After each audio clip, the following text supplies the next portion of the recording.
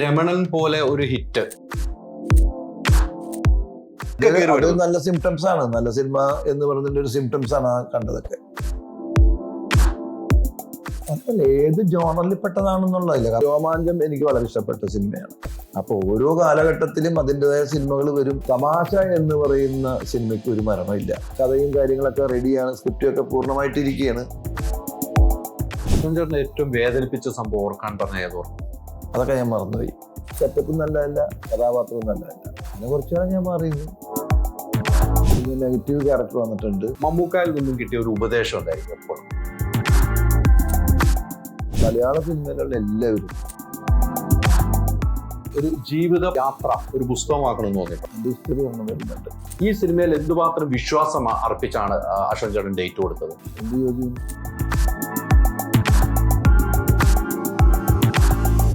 Digital gadgets, home appliances എന്നിവയുടെ ഏറ്റവും best collection ആണോ വേണ്ടത്? എന്നാൽ മൈജിക്ക് my guarantee. MyG future electronic gadgets and home appliances. Neethu's academy, India's #1 language academy. നമസ്കാരം, ഞാൻ ഇന്ന് മഹാറാണി സിനിമ കണ്ടു കേട്ടോ. മഹാറാണി സിനിമ എനിക്ക് ഭയങ്കരമായിട്ട് വർക്കായിട്ടുണ്ട്. പക്ഷെ എന്താണ് മഹാറാണി അല്ലേ? അത് പ്രേക്ഷകർ ഇപ്പം പല സ്ഥലത്തും ഞാൻ വിളിച്ചു ചോദിച്ചപ്പോൾ എൻ്റെ സുഹൃത്തുക്കൾ നല്ല രസമുണ്ട്, നല്ല രീതിക്ക് ചിരിക്കാൻ കഴിയുമെന്നൊക്കെ പറയുന്നു. പക്ഷെ അതുമായി ബന്ധപ്പെട്ട് കുറച്ച് കാര്യങ്ങൾ നമുക്ക് സംസാരിക്കണമല്ലോ. അതിനെനിക്ക് ഏറ്റവും ഇഷ്ടപ്പെട്ട ഒരു കലാകാരൻ തന്നെയാണ് ഹരിശ്രീ അശ്വൻ ചേട്ടൻ. എന്നെ മലയാള സിനിമയ്ക്ക് എത്തുന്നതിന് മുമ്പ് ഏറ്റവും കുടുംബപരമായി ബന്ധമുള്ള അശ്വൻ ചേട്ടനാണ് എന്നോടൊപ്പം. അശ്വൻ ചേട്ടാ നമസ്കാരം. നമസ്കാരം. ഈ മഹാറാണി സിനിമ കണ്ടിട്ട് എന്നെ കുറെ പേര് ഇപ്പോൾ വിളിച്ചപ്പോൾ കുറെ ആൾക്കാർ അശ്വൻ ചേട്ടന്റെ കുറെ കഥാപാത്രത്തെ കുറിച്ച് പറയുന്നുണ്ട്. ആ സ്ക്രിപ്റ്റിനെ കുറിച്ച് അതിൽ ചെയ്ത പല പല സ്ഥലത്തെ സിറ്റുവേഷൻ വെച്ച് പറയുന്നുണ്ട്. ആ സ്ക്രിപ്റ്റിനെ കുറിച്ച് പറയുന്നുണ്ട്. അതില് എനിക്കിഷ്ടപ്പെട്ടതും എൻ്റെ കുറെ കൂട്ടുകാർക്ക് ഇഷ്ടപ്പെട്ട ഒരു സാധനം പറഞ്ഞ് നല്ല ചിരിച്ച് പോകുമ്പോഴും ഒരു പെയിൻ തരുന്നുണ്ട് അശ്വൻ ചേട്ടൻ എന്ന് പറയുന്നുണ്ട്. അതാ ആ കുളത്തിന്റെ അവിടെ നിന്ന് ഏറ്റു വന്നിട്ട് ഒരു സാധനം ഒറ്റ ഷോട്ടിൽ വരുന്നുണ്ട്. അതെങ്ങനെയാണ് അശ്വൻ ചേട്ടൻ ആ വർക്കൗട്ട്? അത് ശരിക്ക് ഈ സിനിമയുടെ നരേഷൻ, അതായത് റൈറ്റർ രതീഷ് രവി, നമ്മൾ ഇഷ്കൊക്കെ എഴുതിയിട്ടുള്ള രതീഷ് രവി എൻ്റെ അടുത്ത് ഈ സബ്ജക്റ്റ് എടുത്ത് നരേറ്റ് ചെയ്യുന്ന സമയത്ത് എന്നോട് പറഞ്ഞത് ഒരു കാര്യം അത് ഡിമാൻഡ് ചെയ്തുള്ളൂ, അത് നമുക്ക് ഒറ്റ ഷോട്ടിൽ എടുക്കണം എന്ന് പറഞ്ഞു. അത് ഡയറക്ടർക്ക് നിർബന്ധമുള്ള കാര്യമായിരുന്നു. പിന്നെ അത് മൊത്തം ഞാനതൊന്ന് പഠിച്ചു. അതിനു മുമ്പ് ഞാൻ ഷൂട്ടിങ്ങിന് ലൊക്കേഷന് വരുന്നതിന് മുമ്പ് തന്നെ വെറുതെ ഒരു ദിവസം പോയിട്ട് ആ ലൊക്കേഷൻ ഒന്ന് കണ്ടു. ഞാൻ ആ സീൻ എടുക്കുന്നതും നമ്മൾ മൊത്തത്തിൽ സിനിമ ഷൂട്ട് ചെയ്യണ ലൊക്കേഷനൊക്കെ ഒന്ന് വെറുതെ ഒരു ദിവസം പോയി കണ്ടിട്ട് ഞാൻ വീട്ടിലേക്ക് പോയി. പിന്നീട് വന്നിട്ടാണ് ആ ഡയലോഗ് നമ്മൾ പറയേണ്ട ആ ഡയലോഗ് അതെങ്ങനെ നമുക്കൊന്ന് ചെയ്യാൻ പറ്റും. കാരണം നമ്മളങ്ങനെ ഒറ്റ ഷോട്ടിലാകുന്ന അത് ചെയ്തിട്ടില്ല അധികം. അത് പിന്നെ ഡയറക്ടറിൻ്റെ ഒരു സ്റ്റൈലും ഒക്കെ കൂടി പറഞ്ഞു തന്നപ്പോൾ നമ്മളങ്ങനെ അത് ചെയ്തു. പിന്നെ അതെന്താ സംഭവം എന്ന് വെച്ചാൽ ടോട്ടലി പറയുന്ന ഒരു ഹ്യൂമർ സബ്ജക്റ്റില്ല, ഒരു പെയിനായിട്ടുള്ള ഒരു ഇമോഷണൽ സീനാണത്. അതെ അതെ. ആ ഒരു സീൻ ജനങ്ങൾ നന്നായിട്ടുണ്ടെന്ന് പറയുന്ന കൂട്ടുകാരെ വിളിച്ച് പറഞ്ഞപ്പോൾ എനിക്ക് ഭയങ്കര സന്തോഷം തോന്നി. അല്ല, എനിക്കും അത് ഭയങ്കരമായിട്ട് മനസ്സിൽ ആഴത്തിൽ തട്ടിയ ഒരു സീനായിട്ടാണ് എനിക്ക് തോന്നിയത്. കുറച്ച് ഇമോഷണൽ ആയിട്ടുള്ള ഒരു ക്യാരക്ടറാണ്. അതായത് നായികയുടെ അച്ഛനാണ് മഹാറാണി എന്ന് പറയുന്ന സിനിമയിൽ നായികയുടെ അച്ഛനാണ് ഞാൻ. അതെ അതെ, നായികയുടെ അച്ഛനാണ്. അപ്പൊ ഉണ്ടാവുന്ന ഒരു ഫീലാണ്. അപ്പം കുറെ ആളുകൾ ട്യൂബ് കെട്ടാൻ വരുന്നു, ആളുകൾ അയൽവക്കക്കാർ കൂടുന്നു, അവിടെയൊക്കെ പറയുന്ന ഓരോ പോയിന്റുകളുണ്ട്. അതാണ് ഏറ്റവും രസകരമായിട്ട് തോന്നുന്നത്. അത് എല്ലാവർക്കും കൊള്ളേണ്ടവർക്ക് കൊള്ളുകയും ചെയ്യും, എന്നാൽ അത് പുള്ളിയുടെ ഒരു വിഷമം കൊണ്ടായിരിക്കും പറഞ്ഞത് ചിന്തിക്കുന്നവരും ഉണ്ടാവും. അങ്ങനെയല്ല അത് വർക്കൗട്ട് ആയേക്കണം. അത് ഇയാള് ആ സമയത്ത് ഇയാള് കൊളക്കടവിലേക്ക് അവിടെ ഭ്രാന്ത് പിടിച്ചൊരവസ്ഥയിലാണ് പിന്നെ ഈ വീടിന്റെ ഉമ്മറത്തേക്ക് വരുന്നത്, ഫ്രണ്ടിലേക്ക്. അപ്പോഴാണ് ഇയാൾ കാണുന്നത് വീട്ടിൽ കുറെ ആൾക്കാർ തടിച്ചുകൂടി നിൽക്കുന്നു. അപ്പോൾ ഉണ്ടാകുന്ന ഒരു മാനസികാവസ്ഥ, ഒരു മെന്റലി ഇയാളുടെ കയ്യിൽ നിന്ന് മൊത്തം പോയിട്ട് പറയുന്ന ഒരു ഡയലോഗാണ്. ആ ഡയലോഗും കാര്യങ്ങളൊക്കെ വെച്ചുള്ള ഒരു മൂവ്മെന്റ്സും അതൊന്ന് റിഹേഴ്സൽ എടുക്കാന്ന് പറഞ്ഞപ്പോൾ ഞാൻ പറഞ്ഞു റിഹേഴ്സൽ വേണ്ട, ഞാൻ അവിടെ നിന്ന് നടന്ന് വെറുതെ ഇങ്ങനെ വന്നിട്ട് ഇവിടെ വന്നിട്ട് ഇങ്ങനെ എൻ്റെ മൂവ്മെന്റ് ഇങ്ങനെ ആയിരിക്കും എന്ന് പറഞ്ഞാൽ അതൊന്ന് ക്യാമറയ്ക്ക് വേണ്ടിയിട്ടൊന്ന് പറഞ്ഞു കൊടുത്ത്. പിന്നെ അടുത്ത ഒറ്റ ഷോട്ട് ടേക്ക് അത് ഓക്കെ ആയി. അവിടെ എല്ലാവരും കൂടി ഒരു വ്യത്യസ്തമായ ഒരു വേഷമാണ് അശ്വൻ ചേട്ടൻ ഈ സിനിമയിൽ ചെയ്യാത്തൊരു സംഭവമാണ്. അല്ല, ഒത്തിരി ചിരിപ്പിച്ച കഥാപാത്രങ്ങൾ ചെയ്തിട്ടുണ്ട്, ചിന്തിപ്പിക്കുന്ന കഥാപാത്രങ്ങൾ, അതിൽ നിന്നും വേറിട്ട ഒരു കഥാപാത്രം. അതോടൊപ്പം തന്നെ മറ്റൊരു സീൻ എനിക്ക് വർക്കൗട്ടായ സീൻ എന്ന് വെച്ചാൽ നമ്മള് കാര്യാലയത്തിൽ ഒരു സംഭവമുണ്ട്. അപ്പം മുകളിലൊരു ഫോൺ വരുന്ന ഒരു സീനുണ്ട്. അതിനകത്ത് കുറെ ഡയലോഗ്, എല്ലാവരും പടപടാന്ന് സംസാരിച്ചുകൊണ്ടിരിക്കുകയാണ്. അപ്പം അച്ഛന്റെ മുമ്പിൽ വെച്ച് മോള് പറയുന്ന കുറെ കാര്യങ്ങൾ വരുമ്പം അച്ഛന്റെ കുറെ മുഖഭാവങ്ങൾ വ്യത്യാസങ്ങൾ വരുന്നു. അത് അവള് കുറെ, അതായത് നമ്മളൊന്നും അവിടെ ഇല്ലെന്നാണല്ലോ അവള് വിചാരം. അതെ അതെ അതെ. അപ്പൊ അവള് പറയുന്ന ചിലത് നമുക്ക് കേൾക്കാൻ പറ്റാത്ത പലതും ഉണ്ട്. അതൊക്കെ കേൾക്കുമ്പോൾ ഉണ്ടാകുന്ന ഒരു മുഖത്ത് ഭയങ്കര വിഷമമുള്ളത്. ചിലത് പറയുമ്പോൾ നമുക്ക് അത് ചിരിക്കുന്നുണ്ട്. കാരണം അവൻ മാത്രമേ ഉള്ളൂ, അവൾ സ്നേഹിക്കുന്നു എന്ന് പറയുന്നവൻ മാത്രമേ ഉള്ളൂ എന്ന് പറയുന്ന ഒരു സിറ്റുവേഷൻ അവളവിടെ കാണുന്നത്. അവള് പറയുന്ന ഡയലോഗുകള് അവനോടാണ്, പക്ഷെ നമ്മളവിടെ ഉണ്ടെന്നുള്ള അറിയുന്നില്ല. ആ സമയം അതാണ് എന്റെ ഹ്യൂമർ എന്ന് പറയുന്നത്. അത് നന്നായിട്ട് വർക്ക്ഔട്ട് ചെയ്യാൻ പറ്റിയിട്ടുണ്ട്. അതെ. അവിടെയുള്ള സമയം, കുറച്ച് സമയം ഉണ്ടെങ്കിൽ നമ്മളെല്ലാവരും പ്രഷർ ഇങ്ങനെ പിടിച്ചിരുത്തുവാണ് ആ തിയേറ്ററിന്റെ ഉള്ളിൽ. അതെ. ശരിയല്ലേ ഞാൻ പറഞ്ഞത്? അത് നല്ല സീനാണ്. നല്ല ആ കാര്യാലയം സീനൊക്കെ ഗംഭീരമായിട്ടുണ്ട്. നല്ല വർക്കൗട്ടായി നന്നായിട്ട്. അതിൽ ഒരു ഉമ്മ ചോദിക്കുമ്പോൾ അച്ഛന്റെ എക്സ്പ്രഷൻ ഉണ്ടല്ലോ, വല്ലാത്തൊരു എക്സ്പ്രഷൻ ആയിരുന്നുണ്ടോ. അതെ. അത് നമ്മളെല്ലാം പേരന്റ് ആണ്, നമ്മളെല്ലാം അച്ഛന്മാരാണ്. നമുക്കുണ്ടാകുന്ന ഒരു അനുഭവം കൂടെ അതിനകത്ത് പെട്ടെന്ന് വർക്കൗട്ട് ചെയ്തിരുന്നോ? പിന്നെ നമ്മളത് ചെയ്യണമല്ലോ നമ്മള്. നമുക്ക് അങ്ങനെ ഒരു എല്ലാവരും മുമ്പിൽ വെച്ചിട്ടാണ് ചോദിക്കുന്നതെന്ന് മോൾ അറിയുന്നില്ലല്ലോ. മോൾ മറുവശത്ത് ഫോണിലല്ലേ. തന്റെ കാമുവിനോട് ചോദിക്കുന്ന ഒരു ഉമ്മയാണ്, പക്ഷെ കൂടി നിൽക്കുന്ന എല്ലാവരും സ്പീക്കർ ഫോണിൽ കൂടി കേൾക്കല്ലേ. അവിടെ വേറൊരു എക്സ്പ്രഷൻ അശ്വൻ ചേട്ടൻ ഇട്ടത് ഞാൻ ഓർമ്മപ്പെടുത്തട്ടെ. മോള് പറയുന്നുണ്ടല്ലോ, എനിക്ക് അച്ഛനെ ആയിരുന്നു വലിയ ഇഷ്ടം. മൊത്തത്തിൽ നന്നായിട്ടുണ്ട്. ആ ഡയലോഗ് ഭയങ്കരമായിരുന്നു. അങ്ങനത്തെ കുറെ സാധനങ്ങൾ അതിനകത്ത്, പല സാധനങ്ങൾ വർക്കൗട്ട് ഉണ്ട്. മൊത്തത്തിൽ ഈ സിനിമ ഇപ്പം അശ്വൻ ചേട്ടനെയും സുഹൃത്തുക്കളൊക്കെ വിളിച്ചിട്ടുണ്ട് ഇല്ലേ? സുഹൃത്തുക്കളെ വിളിച്ചിട്ടുണ്ട്. അശ്വൻ ചേട്ടൻ ചെയ്യാത്ത കഥാപാത്രങ്ങളൊന്നും ഇല്ല എന്ന് വിശ്വസിക്കുന്ന ആളാണ്. നാളുകളായിട്ട് സിനിമാ മേഖലയിൽ നിന്ന് എല്ലാ കഥാപാത്രങ്ങളും ചെയ്ത് കൂടുതലും ഹ്യൂമർ കഥാപാത്രങ്ങൾ ചെയ്ത് പിന്നീട് ഇത്തരം കഥാപാത്രത്തിലേക്ക് പോകുമ്പോൾ ഈ കഥാപാത്രങ്ങളോട് ഒത്തിരി പ്രണയം തോന്നി തുടങ്ങുന്നുണ്ട് ഇങ്ങനത്തെ. ഇപ്പൊ ഞാൻ 9 പടം അഭിനയിച്ചു, അതിലൊന്നും ഇപ്പൊ റിലീസ് ചെയ്തു. ഇനി 8 പടങ്ങൾ ഇറങ്ങാനുണ്ട്. എല്ലാം ക്യാരക്ടർ റോളാണ്. ക്യാരക്ടർ റോൾ എന്ന് പറഞ്ഞാൽ ഇത്തിരി ഇമോഷനൊക്കെ ആയിട്ടുള്ളതും അങ്ങനെയുള്ള ക്യാരക്ടറാണ് ഇപ്പോൾ ചെയ്തേക്കുന്നത്. പണ്ട് ചെയ്യണം എന്ന് ആഗ്രഹിച്ചിട്ടുള്ള ടൈപ്പ് ക്യാരക്ടേഴ്സാണ് ഇപ്പോൾ ചെയ്തേക്കുന്നത്. അത് എനിക്ക് ഞാൻ വളരെ സാറ്റിസ്ഫൈഡ് ആണ് അങ്ങനെയുള്ള വേഷങ്ങൾ കിട്ടിയത്. വീണ്ടും ഞാനൊരു ഹ്യൂമർ ചെയ്യാൻ പോകുന്നുണ്ട്. അത് കുറച്ചും കൂടി വേറെ ടൈപ്പാണ്. അതിനെക്കുറിച്ച് ഞാൻ ആ സമയത്ത് പറയാം. അത് വേറെ ടൈപ്പ് ആയിരിക്കണം. വേറെ ടൈപ്പ് തന്നെ. അത് കുറെ പറയേണ്ടി വരും. 3 കാലഘട്ടത്തിലുള്ള ഒരാളാണ്. ഈ രമണൻ പോലെ ഒരു ഹിറ്റ് അല്ലെ, രമണൻ പോലെ ഹിറ്റ്, അങ്ങനെ കുറെ ഹിറ്റുകൾ അശ്വൻ ചേട്ടൻ്റെ ഹിറ്റുകളുണ്ട്. അത്തരം ഹിറ്റുകൾ ഇനി വേണമെന്ന് ചിന്തിക്കാറുണ്ടോ? അല്ല, അത് ആ കാലഘട്ടം. അത് രമണൻ എന്ന് പറയുന്നത്, അത് പഞ്ചാബി ഹൗസ് എന്ന് പറയുന്ന സിനിമ ആ കാലഘട്ടത്തിലെ സിനിമയാണ്. ഇന്നിപ്പോ അത് ആ രീതിയിൽ അവതരിപ്പിക്കാൻ പറ്റില്ല, അത് വേറെ രീതി. പക്ഷെ ഇന്നും ലോകത്തുള്ള എല്ലാ മലയാളികളുടെയും മനസ്സിൽ രമണനുണ്ട്, അല്ലെങ്കിൽ പഞ്ചാബി ഹൗസ് സിനിമയുണ്ട്. അതാണ് അതിൻ്റെ ഏറ്റവും വലിയൊരു ഭാഗ്യം. അത് നമ്മുടെയും ഭാഗ്യമാണ്. ഒരു സിനിമ ജനങ്ങൾ ഓർത്തിരിക്കുക എന്ന് പറഞ്ഞാൽ, ഇപ്പോഴും ഓർത്തിരിക്കുക എന്ന് പറഞ്ഞാൽ 25 വർഷം കഴിഞ്ഞിട്ടും പഞ്ചാബി ഹൗസ് എന്ന് പറയുന്ന സിനിമ ഓർക്കുക, അതിലെ രമണനെ ഓർക്കുക എന്നൊക്കെ പറയുമ്പോൾ അതൊക്കെ മഹാഭാഗ്യമാണ്. നമ്മളുടെ ഇത്രയും കാലത്തിലുണ്ടായ ഒരു കരിയറിലെ ഏറ്റവും വലിയൊരു നേട്ടവും സമ്പാദ്യവും എന്നൊക്കെ വേണമെങ്കിൽ പറയാൻ പറ്റും. അപ്പൊ ഇനി അതുപോലെ അല്ലെങ്കിലും വേറെ സിനിമകളാണെങ്കിലും ഹ്യൂമർ ചെയ്യണം എന്ന് തന്നെയാണ് എൻ്റെ മനസ്സിൽ ഇപ്പോഴും ആഗ്രഹം. ആ വെറൈറ്റി ആയിട്ടുള്ള ചില വേഷങ്ങൾ വന്നിട്ടുണ്ട്. അത് താമസമില്ലാതെ തന്നെ ആ ക്യാരക്ടേഴ്സ് എല്ലാം വരും. വേറിട്ട വേഷങ്ങൾ ചെയ്യുമ്പോൾ എന്തായാലും കുടുംബം എല്ലാ സിനിമയ്ക്ക് കാണാറുണ്ട്. ആ കുടുംബത്തിൽ നിന്നൊരു സപ്പോർട്ട് ഇത്തരം കഥാപാത്രമാണോ, നമ്മൾ എന്നും ആളുകൾ ചിരിപ്പിക്കുന്ന കഥാപാത്രമാണോ കുടുംബത്തിന് ഏറ്റവും പ്രിയം? എല്ലാം ഇഷ്ടമാണ്. അപ്പൊ ഇന്ന് സിനിമ കണ്ടപ്പോൾ ഞാനും എൻ്റെ വൈഫും ഉണ്ടായിരുന്നു. അപ്പോൾ വൈഫിന് ഇഷ്ടമായി ഭയങ്കരമായിട്ട്. ഇമോഷണൽ ക്യാരക്ടറാണ്, നല്ല ക്യാരക്ടറുള്ളതാണ്, ഒരു ഹീറോയിൻ്റെ അച്ഛനാണ്. അപ്പോൾ അതൊക്കെ നമുക്ക് ഭയങ്കരമായിട്ട് ഇഷ്ടമായി. എപ്പോഴും തമാശ ചെയ്യുന്ന ഒരാളിൽ നിന്ന് വ്യത്യസ്തമായിട്ടൊരു സംഭവം കാണുകയല്ലേ.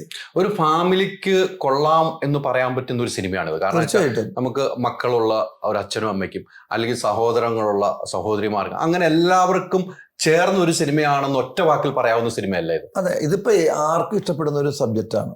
ഇതിന്റെ സബ്ജക്റ്റ് എന്ന് പറഞ്ഞാൽ അത് നമുക്ക് പറയാൻ കൊള്ളൂല, പറയാൻ പറ്റില്ല. അത് കൊള്ളില്ല എന്നല്ല, അത് പറഞ്ഞാൽ അതിൻ്റെ ഒരു സസ്പെൻസ് പോകും. ഇതൊരു പ്രണയം തന്നെയാണ്, പക്ഷെ 2 കുടുംബമുണ്ട് അതിൻ്റെ അകത്ത്, പിന്നെ മറ്റു കുറെ കൂട്ടുകാരുണ്ട്. അങ്ങനെ ഒരുപാട് ചുറ്റുവട്ടം ഇതിനെ ചുറ്റിപ്പറ്റിക്കുന്ന ഒരുപാട് ആൾക്കാരുണ്ട്, പല പ്രായത്തിലുള്ളവർ. അവരൊക്കെ ഇതിൽ പോലീസ് ഇടപെടുന്നുണ്ട്, ഹോസ്പിറ്റലിൽ വരുന്നുണ്ട്. എന്നാലും ഈ 2 കുടുംബത്തിന്റെ, അല്ലെങ്കിൽ ആ 2 കുടുംബത്തിൽ ജാതി പറയുന്നുണ്ട്. 2 കുടുംബത്തിലുള്ള ഈ 2 കുടുംബത്തിലെ ഹീറോയിന്റെയും കുടുംബത്തിലുള്ള അച്ഛൻ്റെ അമ്മയുടെയും കഥയുണ്ട്. അവരുടെ ബന്ധപ്പെടുന്ന കുറെ ഇൻസിഡൻസ് ഉണ്ട്. അങ്ങനെ എല്ലാം കൂടി കലർത്തിയിട്ടുള്ള ഒരു ഫാമിലിയാണോ യൂത്താണോ എല്ലാവർക്കും ഇഷ്ടപ്പെടുന്ന ഒരു അങ്ങനെ അതാണ് അതിനകത്ത് കറക്റ്റ്. എനിക്ക് നമുക്ക് ഈ ഇടയ്ക്ക് വന്ന സിനിമകൾ, പല സിനിമകളും ഒരു ദിവസം കഴിഞ്ഞാൽ സൂപ്പർ ഹിറ്റിലേക്ക് മാറുന്ന സിനിമ, ഏറ്റവും ഉദാഹരണമാണ് രോമാഞ്ചമൊക്കെ. ആ രീതിക്കാണ് ഈ സിനിമയുടെ ഒരു ഹൈപ്പ് ഞാൻ കാണുന്നത്. ആദ്യത്തെ ഷോയ്ക്ക് ആൾ കുറവാണ്, പിന്നത്തെ ഷോയ്ക്ക് ആൾ കൂടുന്നു, പിന്നെ ഷോയുടെ എണ്ണം കൂടുന്നു, തിയേറ്ററിന്റെ വലിപ്പം കൂടുന്നു, എണ്ണം കൂടി, തിയേറ്ററുകൾ ഇന്നില്ലാത്ത സിനിമകൾ ഇത് വൈകുന്നേരം തൊട്ട് തിയേറ്ററിൽ എണ്ണം കൂടുന്നു. അങ്ങനെ പതുക്കെ നല്ല സിംറ്റംസ് ആണ്. നല്ല സിനിമ എന്ന് പറയുന്നതിന്റെ ഒരു സിംറ്റംസ് ആണ് കണ്ടതൊക്കെ. നല്ല മൗത്ത് പബ്ലിസിറ്റിയിലേക്ക് പോകുന്നത് അല്ലെ. ഈ അശോകൻ ചേട്ടൻ പല സിനിമകളും കാണുന്ന വ്യക്തിയാണ് അല്ലെ. പല സിനിമകളും ഒന്ന് കാണുന്നത്, ആദ്യ ഷോ കാണാൻ വരുന്ന ഒരു സിനിമയെ സ്നേഹിക്കുന്ന ഒരാളായെന്ന് കാണുന്നു. ഈ ഇടയ്ക്കൊക്കെ ഒത്തിരി സിനിമകൾ കണ്ടു. മനസ്സിലൊന്ന് ഓർത്തു വെക്കാൻ പറ്റുന്ന സിനിമകൾ വരുന്നുണ്ടോ ഇപ്പൊ? അങ്ങനല്ല, ഏത് ജോണറിൽ പെട്ടതാണെന്നുള്ളതില്ല. കാരണം വെച്ചാൽ ഏതിപ്പോ രോമാഞ്ചം എനിക്ക് വളരെ ഇഷ്ടപ്പെട്ട സിനിമയാണ്. അത് മോൻ അഭിനയിച്ചുകൊണ്ടല്ല. രോമാഞ്ചം എന്ന് പറയുന്ന സിനിമയുടെ ഒരു മേക്കിങ്, അതിൽ പറഞ്ഞിരിക്കുന്ന ഒരു കണ്ടന്റ്, പിന്നെ അതിൽ അഭിനയിച്ചിരിക്കുന്ന ഒരു റീ റെക്കോർഡിങ്, എഡിറ്റിങ് എല്ലാം ഭയങ്കരമായിട്ട് ചേർന്ന് വന്നിട്ടുള്ള ഒരു ചെറിയ സിനിമയാണ്. പക്ഷെ അതൊരിക്കലും അത്ര ഹിറ്റാകുമെന്ന് അത് എഴുതുമ്പോഴോ അത് നിർമ്മിക്കുമ്പോഴോ അത് റിലീസ് ചെയ്യുമ്പോഴോ ഒക്കെ ഒന്നും അവർ മനസ്സിലുണ്ടായിരുന്നില്ല അത്ര ഹിറ്റാകുന്നു. പക്ഷെ ഇത്രയും അതിൻ്റെ റൈറ്ററും ഡയറക്ടറുമായ ആൾ പറഞ്ഞിട്ടുള്ളതാണ് 2 ആഴ്ച കൊണ്ടാണ് സബ്ജക്റ്റ് എഴുതി പൂർത്തിയാക്കിയെന്ന് പറഞ്ഞത്. അപ്പോൾ അത് ബാക്കി മനസ്സിലുണ്ടായിരുന്നു. അപ്പോൾ അവർ എടുക്കും തോറും അതിങ്ങനെ ഡെവലപ്പ് ചെയ്ത് എടുക്കാൻ പറ്റിയൊരു സംഭവം. അതൊരു വീടും ഒരു 8-10 ആർട്ടിസ്റ്റുകളും വെച്ചിട്ടാണ് ആ സിനിമ ചെയ്തേക്കുന്നത്. അതിൻ്റെ പരിസരം വെച്ചിട്ട് ചിന്തിക്കാൻ പോലും പറ്റില്ല നമുക്ക്. അവരുടെ മനസ്സിലുണ്ടായിരുന്നു ഇത് ഇങ്ങനെയാണ് ചെയ്യേണ്ടതെന്ന്. അപ്പോൾ ആ സിനിമയൊക്കെ നമുക്ക് കാണാൻ നേരത്ത് നമുക്കൊരു അത്ഭുതം തോന്നുകയാണ്. കാരണം ഇത് എങ്ങനെ ഇവർ പ്രെഡിക്റ്റ് ചെയ്തത് സിനിമയായി കഴിയുമ്പോൾ ഇത് ഇത്ര ഹിറ്റാകുന്നു. സിനിമ കണ്ട് ഇറങ്ങുമ്പോൾ നമ്മൾ കിടുങ്ങി പോവുകയാണ്. ഇതെന്താണിത്, എന്താ കാണിച്ചത്, ഒരു മാജിക്ക് പോലെ നമുക്ക് ഫീൽ ചെയ്തു. ആ ഫീല് ആ പടത്തിന് ഭയങ്കരമായിട്ട് കിട്ടി, ഈ രോമാഞ്ചം തന്നെ പടത്തിൽ. അപ്പം അതുപോലെ പല ടൈപ്പ് പടങ്ങളും പല കഥകളും നമ്മുടെ അടുത്തേക്ക് വരുന്നുണ്ട്. അതെല്ലാം ചിലത് വർക്കൗട്ടാവും, ചിലത് വർക്കൗട്ട് ആവില്ല. ഒരു ഫാമിലി സബ്ജക്ട് ഓറിയന്റഡ് ആയിട്ട് സിനിമകൾ ഇപ്പോൾ കുറവാണെന്ന് ഞാൻ പറഞ്ഞാൽ എന്തു പറയും? അല്ല, അത് ഒരു കാലഘട്ടത്തിൻ്റെയാണത്. ജനങ്ങൾക്ക് ഇഷ്ടം ഒരിടക്ക് ഇങ്ങനെ തമാശ പടങ്ങളായിരുന്നു, ഒരിടക്ക് ഫാമിലി ആയിരുന്നു, നല്ല നല്ല കഥകളുണ്ടായിരുന്നു. പിന്നെ ഇത് ഹ്യൂമറിലേക്ക് വന്നു, ഹ്യൂമർ മാത്രമായി. പിന്നെ ഫൈറ്റിലേക്ക് വന്നു, ഇപ്പോൾ തിയേറ്റർ സിനിമയായിട്ട് മാറി. അത് 5 ഫൈറ്റും കുറച്ച് സംഭവങ്ങളൊക്കെ ഉണ്ടെങ്കിൽ, ബഹളമൊക്കെ ഉണ്ടെങ്കിൽ തിയേറ്ററിൽ ആൾക്കാർ 2 മണിക്കൂർ അല്ലെങ്കിൽ 2.25 മണിക്കൂറൊക്കെ ഒരു തിയേറ്ററിൽ ഇരുന്ന് അതെല്ലാം പറഞ്ഞ് ആസ്വദിക്കാൻ പറ്റിയ സിനിമയൊക്കെ തന്നെയല്ലേ. അപ്പം പലതും പല രീതിയിൽ അവർ മേക്ക് ചെയ്യാൻ ശ്രമിക്കുകയാണ്, പല രീതിയിലുള്ള സിനിമകൾ. അത് നല്ലതാണ് എപ്പോഴും, ഒരു കാറ്റഗറി പിടിക്കാതെ. അതിൻ്റെ ഇടയ്ക്ക് ഈ ഹ്യൂമർ എൻ്റെ അടുത്ത് ഒരു ഡയറക്ടർ ചോദിച്ചത്, ഈ ഹ്യൂമറൊക്കെ നിങ്ങൾ അന്ന് കാലത്ത് ഇത് എങ്ങനെ മേക്ക് ചെയ്തു എന്ന് ചോദിച്ച ഒരു ഡയറക്ടർ എന്നോട്. ഞാൻ മേക്ക് ചെയ്തതൊക്കെ അതിൻ്റെ ഡയറക്ടേഴ്സാണ്. പഞ്ചാബി ഹൗസിനെ കുറിച്ചാണ് അവരൊന്നും ചോദിച്ചത്. പഞ്ചാബി ഹൗസ്, പറക്കും തളി, ഇതൊക്കെ എങ്ങനെ മേക്ക് ചെയ്തു. അപ്പോൾ പുള്ളിക്ക് അത് ചിന്തിക്കാൻ പറ്റുന്നില്ല. അയാളെ ഹ്യൂമറിനെ കുറിച്ച് ഒരു ഷോട്ട് മിസ്സായാൽ അത് ബുദ്ധിമുട്ട് തന്നെയാണെന്നുള്ളതൊക്കെ ഞങ്ങൾ ഡിസ്കസ് ചെയ്തതാണ്. അപ്പോൾ ഓരോ കാലഘട്ടത്തിലും അതിൻ്റെതായ സിനിമകൾ വരും. പക്ഷേ എപ്പോൾ ഏത് സിനിമ വന്നാലും ഏത് കാലഘട്ടം ഉണ്ടായാലും ശരിയാണ്, തമാശ എന്ന് പറയുന്ന സിനിമയ്ക്ക് ഒരു മരണമില്ല. അത് എപ്പോഴും ഹിറ്റ് തന്നെയായിരിക്കും, നല്ല സിനിമയാണെങ്കിൽ. അത് അങ്ങനെ തന്നെ പ്രേക്ഷകർ ഏറ്റെടുക്കുകയും ചെയ്യുന്നു. അതെ, എപ്പോഴും തമാശ സിനിമയ്ക്ക് അന്നും ഇന്നും എക്കാലവും ഡിമാൻഡ് തന്നെയാണ്. നല്ല തമാശ, നല്ല മേക്കിംഗ്, നല്ല തമാശ ആയിരിക്കണം, കണ്ടന്റ് എല്ലാം ഒത്തുവരണം. ഈ സ്ക്രിപ്റ്റുകൾ ഇപ്പൊ സെലക്ട് ചെയ്യുന്നുണ്ടല്ലോ, സെലക്ട് ചെയ്താണല്ലോ അശോകൻ ചേട്ടൻ സ്ക്രിപ്റ്റുകൾ പണ്ട് ഇന്നും അതെ. ഈ സെലക്ഷൻ ചെയ്ത് പാളിപ്പോയിട്ടുണ്ടെന്ന് പോലും എത്ര സിനിമകൾ പാളിയിട്ടുണ്ട്. നമ്മളെല്ലാം ശ്രദ്ധിച്ച് കഥകൾ കേൾക്കുന്നു, പണ്ട് ചെയ്യാൻ ചെല്ലുമ്പോഴേക്കും പലരും അതിൻ്റെ അകത്ത് ഉണ്ടാവില്ല, നമ്മളോട് പറഞ്ഞ പലരും ഉണ്ടാവില്ല. ചിലപ്പോൾ അതിന് പല രീതിയിലുള്ള ബുദ്ധിമുട്ടുകൾ സഹിച്ചുകൊണ്ടായിരിക്കും ചിലപ്പോൾ ചെയ്യുന്നത്. അത് ചിലപ്പോൾ അതിൻ്റെ ക്വാളിറ്റിയെ കുറക്കും. അങ്ങനെയൊക്കെ കുറേ സംഭവങ്ങൾ ഉണ്ടായിട്ടുണ്ട്. വേണ്ട രീതിയിൽ മാർക്കറ്റിംഗ് ഇല്ലെങ്കിൽ പറ്റും.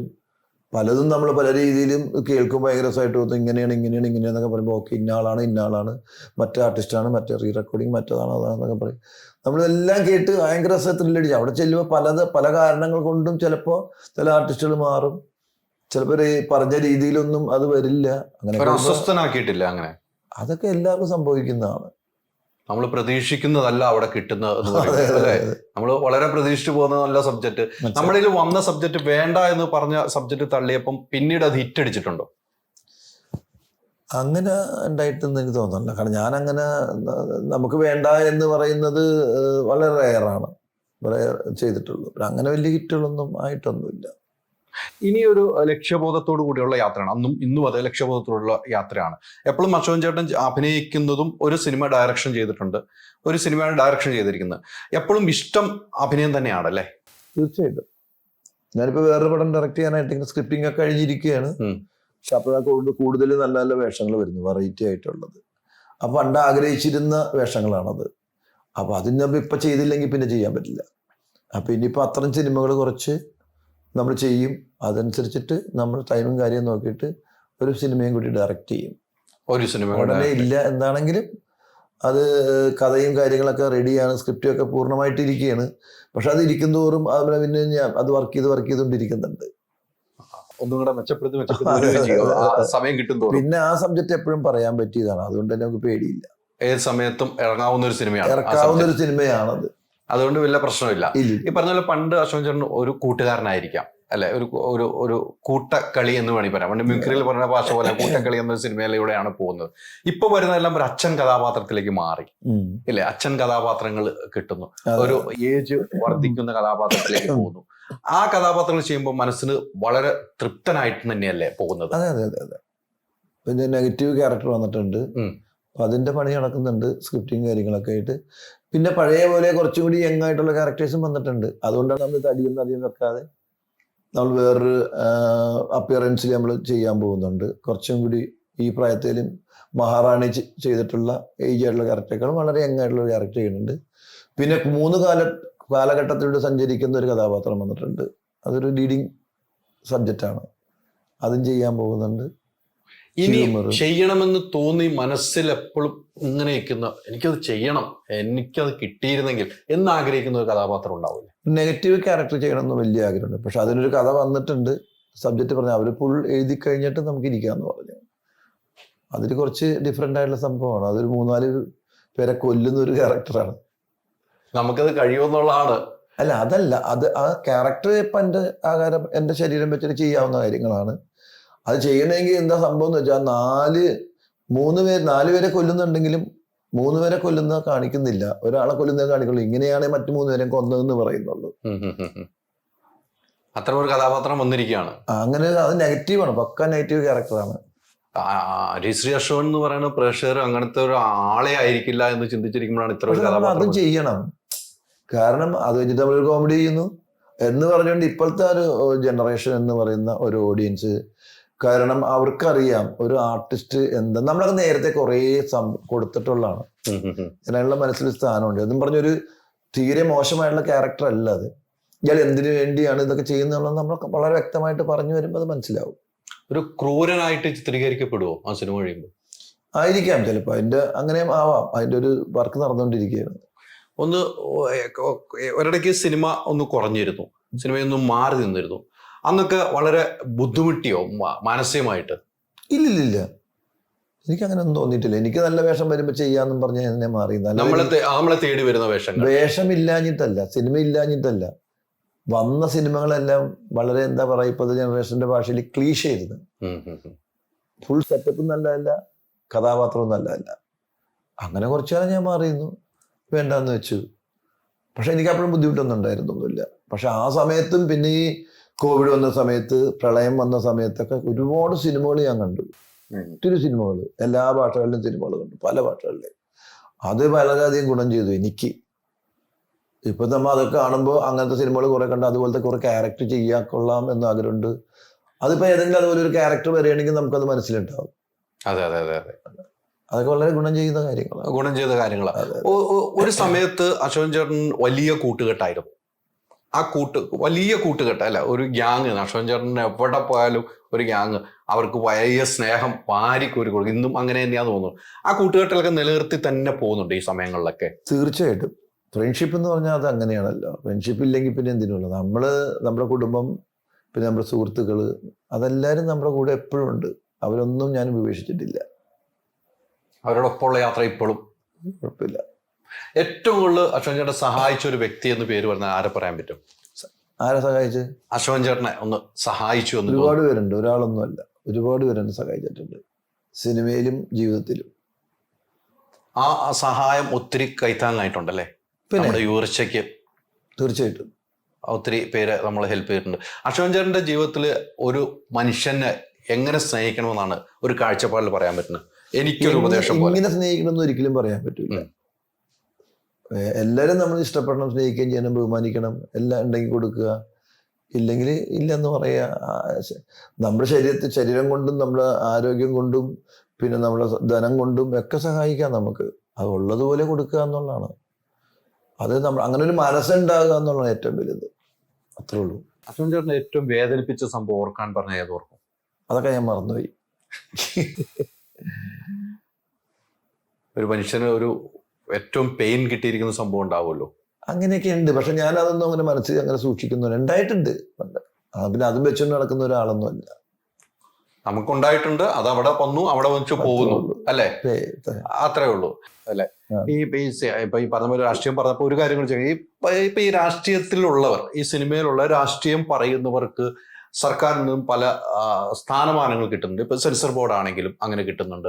ഇവരൊക്കെ ഈ സിനിമയിൽ നിന്നും രാഷ്ട്രീയം പറഞ്ഞ സെൻസർ ബോർഡ് ഇരിക്കുമ്പോൾ അത് സിനിമയ്ക്ക് ബാധിക്കുന്നുണ്ടോ, ഗുണം ചെയ്യുന്നുണ്ടോ? ഞാൻ അതിനെക്കുറിച്ച് ചിന്തിച്ചിട്ടില്ല, അതിനെക്കുറിച്ച് ആലോചിച്ചിട്ടുമില്ല. കാരണം ഞാൻ പറയും, നമുക്ക് ഒരു ദിവസം തന്നെ 24 മണിക്കൂറാണ്. എനിക്ക് ജീവിക്കാനായി 24 മണിക്കൂർ പോരാ. എൻ്റെ ജീവിതവുമായിട്ട് മുന്നോട്ട് പോകാൻ, എൻ്റെ സിനിമയായിട്ട് മുന്നോട്ട്, പിന്നെ എനിക്ക് അവിടെ സമയം കിട്ടാനാ. ശരിയാണ്. എൻ്റെ കുടുംബം, എൻ്റെ സിനിമ എന്ന് പറയുന്നത് ആലോചിക്കാൻ പോലും എനിക്ക് 24 മണിക്കൂർ പോരാ. അതിനുവേണ്ടി വർക്ക് ചെയ്യാനും ഒക്കെ. പിന്നെ മറ്റുള്ള കാര്യങ്ങളിലൊക്കെ ഞാൻ അധികം കയറാറില്ല. അതിലേക്ക് തിരിഞ്ഞു നോക്കുന്നു കൂടിയില്ല. അത് അതിന്റെ വഴിക്കുന്നുള്ള നിലയ്ക്ക് അല്ലേ? അതൊക്കെ നോക്കാൻ അതിൻ്റെ ആൾക്കാരുണ്ട്, അവര് നോക്കിക്കോളും. പിന്നെ അവർക്ക് ഭംഗിയായിട്ട് നോക്കിക്കോളും. നോക്കുന്നുണ്ട്. മമ്മൂക്ക, ലാലേട്ടനൊക്കെ ഒപ്പം അഭിനയിച്ചിട്ടുണ്ട്. മമ്മൂക്കയിൽ നിന്നും കിട്ടിയ ഒരു ഉപദേശം എന്തായിരിക്കും എപ്പോഴും? നിങ്ങൾ വലിയ സൗഹൃദം ഉണ്ടായിരുന്നു. അല്ല, മമ്മൂക്ക പറഞ്ഞെന്ന് വെച്ചാല് ഒറ്റ കാര്യമുള്ളൂ, നമ്മൾ എത്ര ഗംഭീരമായിട്ട് അഭിനയിച്ചാലും ശരിയാണ്, നമുക്ക് സിനിമ കണ്ടു കഴിയുമ്പോൾ അയ്യോ അവിടെ കുറച്ചുകൂടി നന്നാക്കായിരുന്നു. അത് ലോകത്തെ ഏത് നടനെ പറയുന്ന കാര്യം തന്നെയാണ്. നമ്മുടെ ഡിഫക്റ്റുകൾ നമ്മൾ സ്ക്രീനിൽ കാണുമ്പോൾ നമുക്ക് മനസ്സിലാക്കാൻ പറ്റുള്ളൂ. അപ്പൊ അത് നമ്മൾ എത്രത്തോളം ഭംഗിയാക്കാൻ പറ്റും അത്രത്തോളം ഭംഗിയാക്കണമെന്നുണ്ടെങ്കിൽ നമ്മൾ ശരിക്കും വർക്ക് ചെയ്യണം. നമ്മൾ വർക്ക് ചെയ്യുന്നുണ്ട്. അപ്പൊ ലാലേട്ടൻ പറഞ്ഞേക്കണത് ഇത് സംഭവിക്കുന്നതാണെന്നുള്ള, അതൊക്കെ ആ ക്യാരക്ടർ നമ്മൾ 1-2 ദിവസം കഴിയുമ്പോൾ ആ ക്യാരക്ടർ അങ്ങോട്ട് ആകും എന്ന് പറയും. നമുക്ക് അത്ഭുതം തോന്നിയിട്ടുള്ള 2 മഹാവ്യക്തികളാണ് മലയാള സിനിമയുടെ. മലയാള സിനിമയ്ക്ക് ഭൂമിക്ക് ഒരു അച്ചുതണ്ടുള്ളൂ, മലയാള സിനിമയ്ക്ക് 2 അച്ചുതണ്ട്, ഇവർ 2 പേരാ. അപ്പൊ അവരുടെ സിനിമകൾ നമ്മൾ ചില സമയത്തൊക്കെ നമ്മൾ എടുത്തു നോക്കി കഴിഞ്ഞിട്ടുണ്ടെങ്കിൽ 2 വേർഷനിൽ ചെയ്തിട്ടുള്ള കുറേ രാജാക്കന്മാരാണ്. അതൊക്കെ ഭയങ്കര ഒരു എന്താ പറഞ്ഞ ഒരു എൻസൈക്ലോപീഡിയാണ് മലയാള സിനിമ 2 പേരും. ഇവരുടെ കൂടെ ഒക്കെ അഭിനയിക്കുമ്പോൾ നല്ല സൗഹൃദം. ഒരുപാട് എത്രയോ സിനിമകളാണ്, ഭയങ്കര രസകരമായ മുഹൂർത്തങ്ങളായിരിക്കും. ഒരുപാടുണ്ട്. ലാലേട്ടൻ പറയുന്ന രീതി വേറെയും മമ്മൂക്ക പറയുന്ന രീതി, രണ്ട് രീതിയാണ് അല്ലെ? അതൊക്കെ ഞാൻ കുറെ പറഞ്ഞു. അവരുടെ മുമ്പിൽ പോയി നിൽക്കുമ്പോൾ ഇപ്പോഴും കാണാറുണ്ട്. അമ്മയുടെ പരിപാടിക്കൊക്കെ വരുമ്പോൾ കാണും. ആ സൗഹൃദമൊക്കെ ഇപ്പോഴും നിലനിൽക്കുമല്ലേ? നിങ്ങളൊക്കെ നമ്മൾ അവിടെ വരുമ്പോ കാണുന്നതാണ് അതൊക്കെ. അയ്യോ, അവരൊക്കെ ഇപ്പോഴും 2 പേരും രണ്ടല്ല, മലയാള സിനിമയിലുള്ള എല്ലാവരും നല്ല സൗഹൃദത്തോട് തന്നെ പോകുന്നവരാണ്. ഈ സിനിമയില് ഇപ്പോഴത്തെ മറ്റൊരു പ്രത്യേകത കാണുന്ന ബാക്ക്ഗ്രൗണ്ട്, ഇതിനൊക്കെ വലിയ പ്രാധാന്യം നൽകുന്നുണ്ട്. പണ്ടൊന്നും ബാക്ക്ഗ്രൗണ്ട് മ്യൂസിക്കിനൊക്കെ വളരെ പ്രാധാന്യം നൽകുന്നു. എന്നാൽ പാട്ടുകൾക്ക്, വരികൾക്കൊക്കെ വലിയ മ്യൂസിക് കയറിയിട്ട് പാട്ട് കേൾക്കാത്ത നിലയിലേക്ക് വരുന്നുവെന്ന് പൊതുവെ ആളുകൾ പറയുന്നു. അതൊക്കെ അശോകൻ ചേട്ടൻ പാട്ട് പാടാറുണ്ട്. ഇതൊക്കെ അശോകൻ ചേട്ടൻ വിലയിരുത്താറുണ്ട് സിനിമകൾ കാണുമ്പോൾ. അല്ല, പാട്ടുകളെ സംബന്ധിച്ചിട്ട് നമുക്ക് ഇൻഡിവിജ്വലായിട്ട് പാട്ട് മാത്രമായിട്ടല്ല നമുക്ക് കേൾക്കുന്നത്. സിനിമയിൽ നമുക്ക് എന്താണ് പാട്ടിനുള്ള സ്ഥാനം, ആ സമയത്ത് അങ്ങനെ തന്നെ ചെയ്യാൻ പറ്റുള്ളൂ, അത് മാറ്റി ചെയ്യാൻ പറ്റില്ലല്ലോ. അപ്പൊ നമുക്ക് പാട്ട് മാത്രമായിട്ട് കേട്ട് കഴിഞ്ഞാൽ ചിലപ്പോൾ അത് മോശമായിട്ട് തോന്നാം, ഇത് എന്ത് പാട്ടാണെന്ന്. പക്ഷെ സിനിമയിൽ ഇത് കറക്റ്റായിരിക്കും, അതുകൊണ്ടായിരിക്കും ചിലപ്പോൾ അങ്ങനെ തോന്നണത്. ഈ സിറ്റുവേഷൻ അനുസരിച്ചുള്ള സോങ്ങുകളുണ്ട്. അപ്പൊ നമ്മുടെ മഹാറാണിയിൽ അങ്ങനെയാണ് പോകുന്നത്. ഭയങ്കര രസമായിട്ട് ഭയങ്കര പ്രാധാന്യം, അത് അതിലേക്കാണ് വന്നത്. ഭയങ്കര പ്രാധാന്യമുണ്ട് ആ സോങ്ങുകൾക്കും, ഭയങ്കര അർത്ഥമുള്ള സോങ്ങുകളാണ്. അത്തരം പാട്ടുകളല്ലേ ഏറ്റവും നല്ലതെന്നാണ് എനിക്ക് തോന്നിയത്. അല്ല, പണ്ട് സിനിമയിൽ അങ്ങനെയൊന്നും അല്ലായിരുന്നു. സിനിമയിൽ ഒരു സിറ്റുവേഷൻ, ഒരു പ്രണയഗാനം, അല്ല ഒരു പാത്തോസ്, ഒരു ഇൻട്രൊഡക്ഷൻ സോങ്, അങ്ങനെയൊക്കെ ആയിരുന്നു. ഇപ്പൊ പാട്ടിലൂടെ തന്നെ ഒരുപാട് സംഭവങ്ങൾ പറയുന്നുണ്ട്. അതെ അതെ, റീ റെക്കോർഡിങ്ങിന് വരെ സോങ്സ് ഉപയോഗിക്കുന്നുണ്ട്. ഒരു പണ്ട് കാലത്ത് ഒരാള് ഒരു സ്ത്രീ ഒരു പുരുഷനും കല്യാണം കഴിച്ചാൽ അയാൾക്കൊരു കുട്ടി ഉണ്ടായി, അവൻ പഠിച്ച് വലുതായി ജോലിക്കാരനായി മരിക്കുന്നവരെ വേണമെങ്കിൽ ഒരു പാട്ടിക്ക് പറയാൻ പറ്റും. ഒരു കഥ പറയലുണ്ടായിരുന്നു ഒരു പാട്ടിൽ. ഇന്ന് അതല്ല. ഇന്ന് പാട്ട് ഒരു റെക്കോർഡിംഗ് ആയിട്ട് തന്നെ ഉപയോഗിക്കുന്നുണ്ട്, പാട്ട് സിറ്റുവേഷനിൽ ഉപയോഗിക്കുന്നുണ്ട്, അങ്ങനെ പല രീതിയിലും പാട്ടിനെ ഉപയോഗിക്കുന്നുണ്ട്. അപ്പൊ നമുക്ക് ചിലപ്പോൾ ചില പാട്ടുകൾ പാട്ടായിട്ട് മാത്രം കേൾക്കുമ്പോൾ ഇതെന്ത് ഇങ്ങനെയെന്ന് ചോദിക്കും. പക്ഷെ പടം കാണുമ്പോൾ അത് ആപ്റ്റായിരിക്കും. പടം കാണുമ്പോൾ കൃത്യമായിരിക്കും. ഈ എഴുതുന്ന കാര്യത്തിൽ എങ്ങനെയാണ്? മടിയാണോ? സ്ക്രിപ്റ്റ് എഴുതുന്ന കാര്യത്തിൽ മടിയുണ്ടോ? സ്ക്രിപ്റ്റ് ഞാൻ അങ്ങനെ എനിക്ക് തോന്നുന്ന സംഭവങ്ങൾ ഞാൻ കുറിച്ച് വെക്കാറുണ്ട്. അത് പിന്നീട് കഥയാക്കാനുള്ള ശ്രമത്തിലാണോ? അങ്ങനെ തീരുമാനിച്ചില്ല, ചിലപ്പോൾ എപ്പോഴെങ്കിലും കഥ അയക്കാം. അത്രയുള്ളൂ. ഒരു ജീവിത യാത്ര ഒരു പുസ്തകമാക്കണമെന്ന് തോന്നിയിട്ടുണ്ടോ? അതുണ്ടാക്കുന്നുണ്ട്. എൻ്റെ ഹിസ്റ്ററി ഒരെണ്ണം വരുന്നുണ്ട്. അത് ഒത്തിരി യാത്രയുള്ളതാണല്ലോ. ഒത്തിരി ജീവിത യാത്രയല്ല, ജീവിതം എൻ്റെ ലൈഫ് ബുക്കാകുന്നുണ്ട്, ആക്കുന്നുണ്ട്. ഞാൻ ഇത് അറിഞ്ഞിട്ട് കൂടില്ല കേട്ടോ. എനിക്ക് അങ്ങനെ ഒന്നും, എനിക്ക് ഭയങ്കര അങ്ങനെ ചെയ്താൽ നല്ലത്. അത് ചെയ്യുന്നുണ്ട്. സമയം എടുത്ത് വേണം ചെയ്യാൻ. അത് എഴുതി വെച്ച് പോകുന്നു. നോട്ട് ചെയ്ത് ആദ്യം ഞാൻ അച്ചുന്ന് വിളിക്കുന്നുണ്ട്. അച്ചുവുമായിട്ട് പല കാര്യങ്ങളും സിനിമ ചർച്ച ചെയ്യാറുണ്ടോ? അച്ഛന്റെ സിനിമ, മോന്റെ സിനിമ, അങ്ങനെയുണ്ട്. നിങ്ങൾ തമ്മിൽ ഒരുമിച്ച് അഭിനയിച്ച സിനിമകളുണ്ട്. ഇനിയും നിങ്ങൾ ഒരുമിച്ച് അഭിനയിക്കുമെന്ന് നമുക്ക് പ്രേക്ഷകർക്ക് താല്പര്യമുണ്ട്, ഉണ്ടാകാൻ സാധ്യത കുറെ വന്നു. പക്ഷെ ഞങ്ങൾ അത് നല്ല സബ്ജക്റ്റ് അല്ലാത്തതുകൊണ്ട് എടുത്തിട്ടില്ല. സബ്ജക്റ്റുകൾ വന്നിട്ടുണ്ട്. നല്ലതാണെങ്കിൽ ഞങ്ങൾ വീണ്ടും അഭിനയിക്കും. അച്ഛൻ ഡയറക്റ്റ് ചെയ്യുന്ന സിനിമയിലും അങ്ങനെ ഉണ്ടാവും. അത് സംഭവിക്കാം ചിലപ്പോ. അങ്ങനെ വന്നാല്, അങ്ങനെ കഥ വന്നു കഴിഞ്ഞാൽ, അല്ലെങ്കിൽ അങ്ങനെ ചെയ്യാനുള്ള അവസരം വന്നു കഴിഞ്ഞാൽ ചിലപ്പോൾ ചെയ്യുമല്ലോ. ഉറപ്പായിട്ടും അത് ഉണ്ടെങ്കിൽ അതെങ്ങനെ സംഭവിക്കാൻ ചിലപ്പോ. ഇങ്ങനൊന്നും ഇതുവരെ ഒന്നും ഉണ്ടായിട്ടില്ല. കഥയ്ക്ക് പറ്റിയതാണെങ്കിൽ അല്ല, അത് അവന് ആപ്റ്റായതായിരിക്കണം, നല്ല വിഷയമായിരിക്കണം. നമുക്കും ആ സമയത്ത് ഫ്രീ ആയിട്ട് നമ്മൾ നിൽക്കണം. നമുക്ക് സിനിമയുള്ള സമയത്തല്ലേ പറ്റുള്ളൂ. സിനിമ ഷൂട്ടുള്ള സമയത്ത് പറ്റില്ലല്ലോ. ഒരിക്കലും പറ്റില്ല. അതുപോലെ നമുക്ക് ചെയ്യാനായിട്ടുള്ള സമയം കിട്ടുകയാണെങ്കിൽ നല്ല സബ്ജക്റ്റ് വന്നാൽ ഞാൻ ഡയറക്റ്റ് ചെയ്യും. ഉറപ്പാണ്. ഈ മഹാറാണി സിനിമ അന്ന് എന്നോട് പറഞ്ഞു, മാർത്താണ്ഡ ഇതുവരെ എന്നെ ഒരു സിനിമയിലും വിളിച്ചിട്ടില്ല, ഭയങ്കര കമ്പനിയാണ് ഞങ്ങള്, ഈ സിനിമയ്ക്കാണ് എനിക്ക് അതുപോലെ ഒരു വേഷം വരാത്തോണ്ട് വിളിക്കാതെ അതന്ന് പറഞ്ഞു. പക്ഷെ ഇതിൽ അതിനുള്ള വേഷമായിരുന്നു തന്നത്. അല്ല, അതാണ് മാർത്താണ്ഡ പറഞ്ഞത്, അങ്ങനത്തെ ഒരു വേഷം വരട്ടെ. അല്ല, ഞാൻ ചോദിച്ചിട്ടില്ല. മാർത്താണ്ഡ ഇങ്ങോട്ട് പറയും, ഞാൻ ഇത്ര നാളായിട്ട് ഒരു പടം ചെയ്തിട്ട് ഞാൻ മാഷാണ്ടിനെ വിളിച്ചിട്ടില്ല, ഇപ്പൊ ആപ്റ്റ് ഒരു വേഷം വന്നപ്പോൾ ഞാൻ വിളിച്ചു. ഞാൻ പറഞ്ഞു, നീ വിളിക്കാതിരുന്നതിൽ എനിക്ക് ഒരു പരാതിയുമില്ല, കാരണം അന്നതിൽ സന്തോഷമുണ്ട്. അത്രേ ഉള്ളൂ. കാരണം അത്രയും വളരെ സൗഹൃദമാണ് ഞങ്ങൾ തമ്മിൽ. അതെ, നിങ്ങൾ തമ്മിൽ അത്രയും സൗഹൃദമുള്ള. അപ്പൊ അത് കറക്റ്റ് ഒരു വേഷമാണ് കിട്ടിയെന്ന എനിക്ക് പ്രേക്ഷകൻ നല്ല വേഷമാണ് തന്നത്. നല്ല വേഷമാണ്. ഈ അതിനകത്ത് ഏറ്റവും ആദ്യം കാണിക്കുന്നത്, എല്ലാ ക്യാരക്ടറേയും കാണിക്കുന്ന ഫസ്റ്റ് ഹാഫ് ആകുമ്പോഴാണ് കാണിക്കുന്നത്. അതിലൊരു വരവുണ്ട്, അശോകൻ ചേട്ടന്റെ ആ ഒരു ഫീൽ ചെയ്തൊരു വരവുണ്ട്. ഓട്ടോറിക്ഷയിൽ വരുന്ന ഒരു സാധനമുണ്ടല്ലോ, പ്രേക്ഷകർ കണ്ടുവേണം തീരും ആ വരവ്. അത്തരം സാധനങ്ങൾ, ഈ മുഖഭാവങ്ങളൊക്കെ ഒരു വ്യത്യാസം വരുന്നത് പെട്ടെന്ന് ക്യാരക്ടറിലേക്ക് കയറി കൂടുവാണോ അശോകൻ ചേട്ടൻ? അത് സംഭവിക്കുന്നതല്ലേ. നമ്മളിതൊന്നും എന്തെന്നാ പറഞ്ഞ, അതിനെക്കുറിച്ച് എന്ത് പറയാനാണ്? അത് ചിലപ്പോൾ നമ്മൾ അഭിനയിക്കുമ്പോൾ വരുന്നതായിരിക്കുള്ളൂ. അതെങ്ങനെ വന്ന് കൂടുന്നു എന്നൊക്കെ ചോദിച്ചു കഴിഞ്ഞാൽ ഇത് പെട്ടെന്നൊരു ചേഞ്ചിങ് ആണല്ലോ. അതെ, അത് നമ്മളെ അഭിനയിക്കുമ്പോൾ മൊത്തം അങ്ങനെ വരുന്നതല്ലേ. ഇതിലിപ്പം ഭാര്യയായിട്ട് അഭിനയിച്ച വിനയെ കുറിച്ച് എന്നോട് അന്ന് പറഞ്ഞ, എനിക്ക് ഏറ്റവും എന്റെ ഇത് കൽപ്പന ചേച്ചിയുടെ കാര്യം നമ്മൾ ഓർത്തെടുത്തിരുന്നു. ഇവരൊക്കെ ഇപ്പം വന്ന താരങ്ങളായിട്ടാണ് നമ്മൾ കാണുന്നത് അല്ലേ? ഇപ്പൊ വന്ന താരം. ഇതിനകത്ത് അശോകൻ ചേട്ടന് എനിക്ക് അവിടെ ഏറ്റവും ഫീൽ ചെയ്തൊരു സാധനം, ഭാര്യ ഭർത്താവ് ബന്ധത്തിൽ ഇതിൽ വന്ന് ഡയലോഗുകൾ പറയുമ്പോൾ കുറെ സാധനങ്ങൾ ഇമോഷൻ വർക്ക് ചെയ്യുന്നുണ്ടല്ലോ. ഭാര്യയാണെങ്കിൽ അതൊക്കെ ചില സമയത്ത് കൈനിട്ട ഡയലോഗുകൾ ഉണ്ടാവുമോ? സ്ക്രിപ്റ്റിന്റെ ചെറിയ അങ്ങോട്ട് മറിച്ചൊക്കെ പറയും. അല്ല, അതിൻ്റെ അകത്തൊരു ഇമോഷൻ സാധനമല്ലേ, ഒരു ഇമോഷൻ സീനാണല്ലോ അത്. ആ സീനിൽ അതിന്റെ മാറ്റർ പോകാതെ നമുക്ക് പറയാൻ പറ്റും. അത് മാറ്റർ പോകാതെ തന്നെ നമുക്ക് പിടിച്ച് അല്ല, അവർ പറഞ്ഞ മാറ്റർ എഴുതി വെച്ചാൽ അത് അങ്ങനെ തന്നെ പറഞ്ഞാൽ അതിൻ്റെ അകത്ത് ചിലപ്പോൾ ഒരു വാക്കുകൾ അങ്ങോട്ടും ഇങ്ങോട്ടും തിരിഞ്ഞൊക്കെ പോവാം. പക്ഷെ അതുകൊണ്ടൊന്നും അർത്ഥം മാറില്ല. അർത്ഥം മാറുന്നില്ല, സംഭവം കറക്റ്റ് ആയിരിക്കും. പിന്നെ നമ്മുടെ സ്ക്രിപ്റ്റ് റൈറ്ററിനെ കുറിച്ച് പറഞ്ഞ ഇഷ്കിന്റെ സിനിമ, ഇഷ്ക് നമ്മൾ കണ്ടാണ്. അതിൽ നിന്നും ഭയങ്കരമായിട്ട് വ്യത്യാസമാണ് ഈ സിനിമ. എനിക്ക് രതീഷ് രവി എന്ന് പറഞ്ഞ റൈറ്റർ വളരെ വ്യത്യസ്തമായിട്ടുള്ള സിനിമകൾ ഉണ്ടാക്കാൻ ആഗ്രഹിക്കുന്നവനാണ്. രതീഷിനായിട്ട് സംസാരിക്കുമ്പോൾ ഭയങ്കര മൂടാണ്. ഇനിയിപ്പോൾ അടുത്തത് രതീഷ് ചെയ്യാൻ വേണ്ടി 3-4 സിനിമയൊക്കെ ഉണ്ട്. അതെല്ലാം വ്യത്യസ്തമാണ്. ഇഷ്ക് തന്നെ എനിക്ക് ഭയങ്കര ഇഷ്ടമായ ഒരു സിനിമ. അധികം ആർട്ടിസ്റ്റുകൾ ഇല്ലാതെ ഒരു ചെറിയ സെറ്റപ്പിൽ ചെയ്ത ഒരു നല്ല ഹിറ്റ് സിനിമയല്ലേ. അതെ അതെ അതെ. അതിൽ നിന്ന് പെട്ടെന്ന് ഹ്യൂമറിലേക്ക് ഒരു സബ്ജക്റ്റ് വരുന്നു. അടുത്ത വേറൊരു പാറ്റേൺ ആണ്. അങ്ങനെ വളരെ വ്യത്യസ്തമായി കുറേ സംഭവങ്ങൾ ഇതിൽ കുറച്ച് പുതുമുഖങ്ങൾ ഓഡിയൻസിലൂടെ ചിലപ്പം അശ്വൻ ചേട്ടൻ മോളായിട്ട് അഭിനയിച്ച പുതുമുഖമാണ്. അത്തരം കലാകാരന്മാരെ അവരുടെ അഭിനയ മികവൊക്കെ അശ്വൻ ചേട്ടൻ എങ്ങനെയാണ് വീക്ഷിച്ച ഈ സിനിമ? നന്നായിട്ട് ചെയ്തിട്ടുണ്ട് അവരെല്ലാവരും. എല്ലാം പുതുമുഖം എന്നൊന്നും പറയാൻ പറ്റില്ല, പക്ഷെ നല്ല ഭംഗിയായിട്ട് അവരെല്ലാവരും കൈകാര്യം ചെയ്തിട്ടുണ്ട്. ആർട്ടിസ്റ്റുകളെല്ലാവരും പക്കയാണ്. ഇപ്പം ഈ ഇടയ്ക്ക് ഇറങ്ങിയ കുറേ സിനിമകൾ എടുത്തു നോക്കുമ്പോൾ അതിൽ നിന്ന് വ്യത്യസ്തമായി നമുക്ക് ചിരിക്കാൻ പറ്റിയ സിനിമ ഇത് മാത്രമുള്ളൂ എന്നാണ് ഞാൻ വിശ്വസിക്കുന്നത്. ഞാൻ എല്ലാ സിനിമയും കണ്ടുപോവാ. പിന്നെ ഫാലിമി കുറച്ച് കോമഡി ആയിട്ട് നമുക്ക് പ്രേക്ഷകർ മുമ്പിൽ എത്തുന്നുണ്ട്. ഈ സിനിമയിൽ എന്തുമാത്രം വിശ്വാസം അർപ്പിച്ചാണ് അശ്വൻ ചേട്ടൻ ഡേറ്റ് കൊടുത്തത്? അതെന്ത് ചോദ്യമാണ്? നമുക്കൊരു വിശ്വാസമുണ്ട് എനിക്ക് ആദ്യം തന്നെ ഒരു കഥ കേൾക്കാൻ നേരത്തെ അത് ഇഷ്ടപ്പെടും. ഞാൻ ചെയ്യുമ്പോഴും എനിക്ക് ഇഷ്ടപ്പെടുന്നു. അത് എനിക്ക് പറ്റിയതാണോന്ന് ആദ്യം ചിന്തിക്കും. അതാണ് ഞാൻ ചോദിച്ചത്. എനിക്കിപ്പോ പറ്റാത്താണെങ്കിൽ ഞാൻ പറയും ഞാൻ ചെയ്താൽ ശരിയാവില്ല ഇത് എന്ന് പറയും. ഇതെനിക്ക് ചെയ്യാൻ പറ്റുന്നു ഞാൻ ഡേറ്റ് കൊടുത്തു. അത് എത്ര ബന്ധമാണെങ്കിലും നമ്മൾ പറയും. അത് പറയണ്ടേ? അല്ലെങ്കിൽ എനിക്ക് പറ്റാത്ത വേഷം എനിക്ക് ചെയ്ത് നശിപ്പിക്കണേക്കാൾ നല്ലത് ചെയ്യാതിരിക്കുന്നതല്ലേ?